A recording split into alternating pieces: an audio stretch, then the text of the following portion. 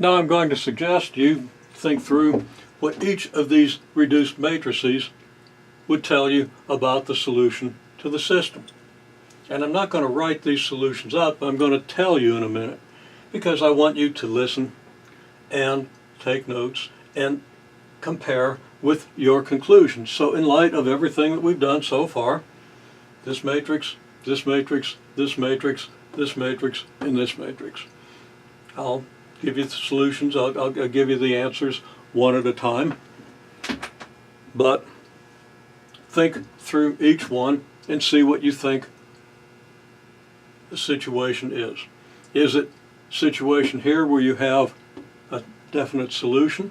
Is it a situation like this one where you have no solution at all? Is it a situation like this one where your solution consists of an entire straight line? Now you should have paused. If you haven't paused, it's your last chance. Spoiler alert, I'm going to start talking about these. Okay? Well, this matrix tells you what? Well, you translate it to, looking for a piece of chalk, translate it to equations. Well, you get x equals 0, okay? And it says nothing about y. So that's it. Your only restriction is x equals 0. Now, x equals 0, where is that on your coordinate system? I said I wasn't going to write out solutions here, but okay, where are the points where x equals 0? Now this is something you should certainly have learned in algebra class and reinforced in pre-calculus class.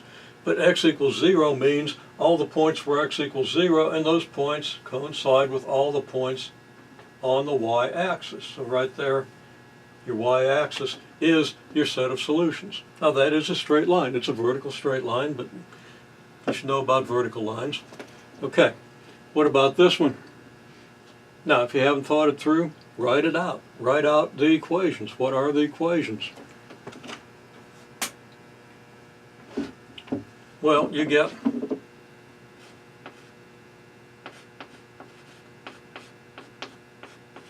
x plus 3y equals 12 and 0 equals 8. Well, 0 can't equal 8. There's no solution. And what's this mean? It means you have parallel, non-intersecting lines.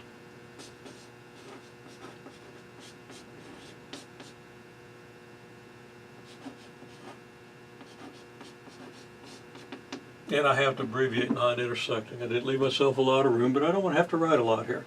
I want you to listen to what I'm saying and reconcile it yourself. Okay, what about this one? Okay, now if you haven't thought it through, stop and think it through. What are the equations? Write down the equations. Okay, well, the equations are x plus 3y equals 12 and 0 equals 0. Okay, now this is the entire straight line. Okay, solution is the entire straight line.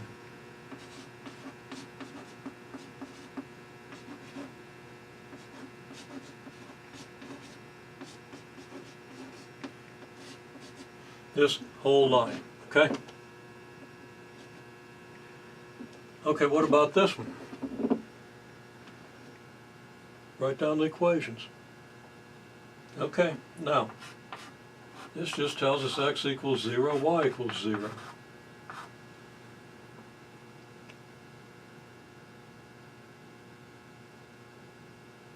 Okay, what's that mean? That means the lines intersect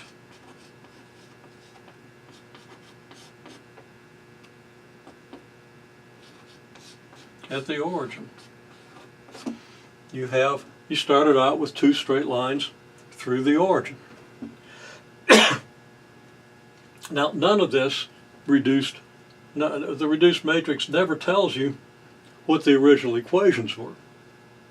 Okay, but you can always go back to the original equations and graph them and see that they satisfy the conditions. One more thing I should have said about this.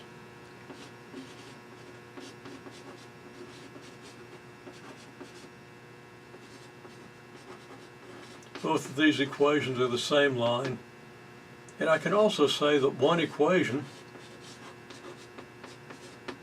is a multiple of the other.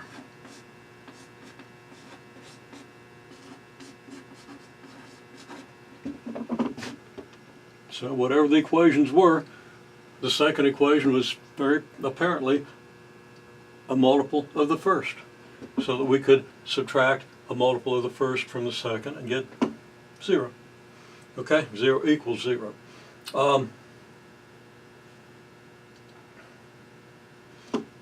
What's this one say?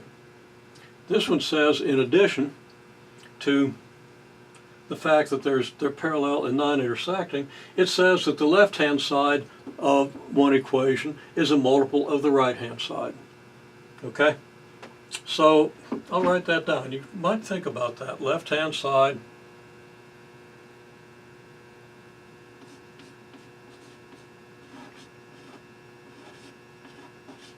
of one is a multiple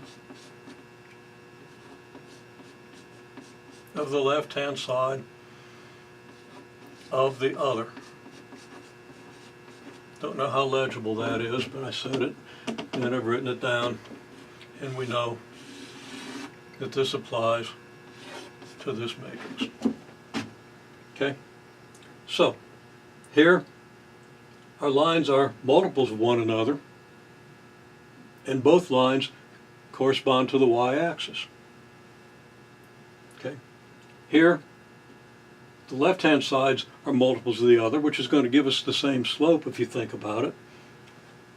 But the right-hand sides are not the same multiple, so that we get some number left over here. Okay, so we get the 0 equals 8, gives us no solution. Okay. Now, what about here? What do you think? Well, x equals pi, y equals square root of 17. The lines intersect at the point pi, square root of 17. Okay, that's it. That's what we know about systems of equations, two equations in two unknowns.